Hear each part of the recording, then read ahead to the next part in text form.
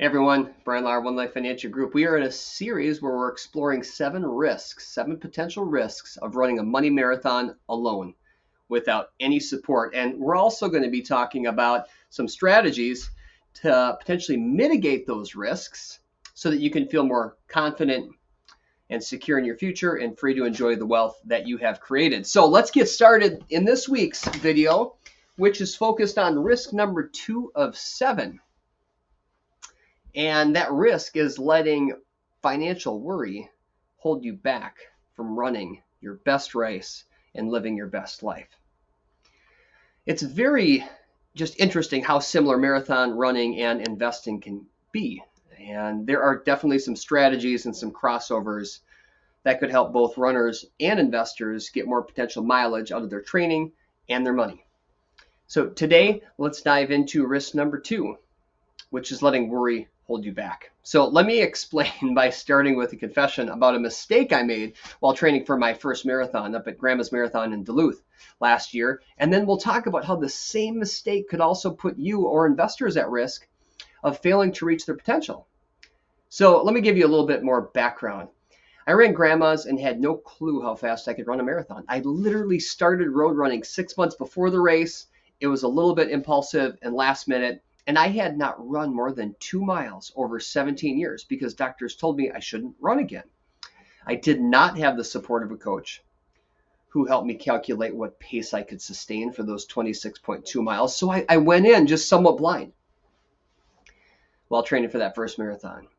So I was reviewing some training plans online. One was a do-it-yourself plan where they would essentially just email you a workout plan for the week.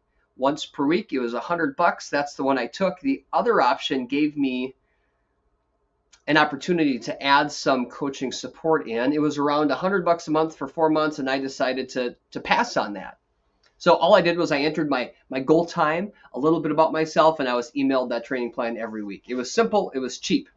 The plan did not adjust based on my training results, some injuries I was battling along the way, or my perceived effort on how hard those runs were. It was a fixed plan without support, and holy cow, did I regret it. On race day, I was so nervous. I didn't know how fast I could run. And I was also a little bit terrified of hitting the wall that I've heard about towards those later miles. I wanted to do my best, but at the same time, I let worry creep in, and it held me back from running my best race. And because I didn't have the support, I took it easy. I set out at 8 minutes a mile. It was a super fun first half. It was easier than I expected, but I was constantly just second guessing my pace. I found myself a little bit bored. I decided to call my wife, my parents, my kids, and let them know I was dedicating certain miles towards them. I even stopped to kiss my wife, Marcia, who just supported me along the way, and high-fived the kids. And I finally decided to call my friend Eric, who was an experienced runner, for support, for some guidance on my pace. And before I could get a word in, he just lit me up. And he's like, what the bleepity bleep are you doing? If you're talking that easy, get your butt in gear and get going. It's getting hot out. So I got off my phone and I went from an 8-minute per mile pace to a 7:30-minute mile pace for the second half of the marathon. In the end, I was thrilled to have finished, but I had one regret. And that was I knew I could have done a better race. I let worry essentially hold me back. Now, what's this have to do with running your best money marathon? With your money, isn't your goal similar to what a lot of marathon runners have for goals, to run their best race? Just to maximize your wealth in a meaningful way, to get through all of the checkpoints that you want to get through in life. Maybe it's a certain lifestyle. Maybe it's traveling a certain way. Maybe it's giving back to kids or grandkids or charities. And I think most investors, and maybe you, are like me. You don't want to let worry hold you back. So what can you do about this? What strategies might you have available to protect yourself from the risk of letting money worries hold you back?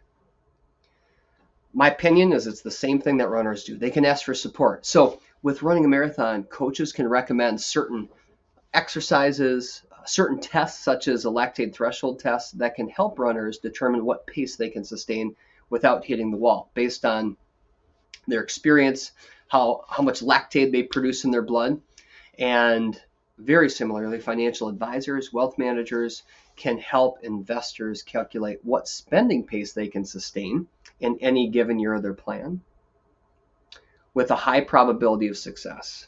Okay, so that means that you could run a stress test or a series of financial stress tests where your plan has an 85 or 90% probability of success historically, and it can tell you what you could spend in any given year in your plan and have a high probability of success. Now, just like running, past performance doesn't guarantee future results, but it can be really helpful when you're looking to make decisions with confidence, especially if you don't want to have to worry about what pace you can sustain financially. So at One Life Financial Group, I believe it's just wrong to let those financial worries hold you back from living your best life, from running your best money marathon. And a big culprit of worry is just not knowing your pace or not having a financial plan. So if you have some ideas, some financial life goals that you'd like to pursue, but worry is holding you back, right now might be a great time to ask for support. After all, you only have one life. Why not make the most of it? So if you like assistance, customizing a plan, if you'd like some support, trying to figure out how to secure your future, maximize your wealth, or figure out what pace you can sustain financially, you can click that Get Started button to request a consultation.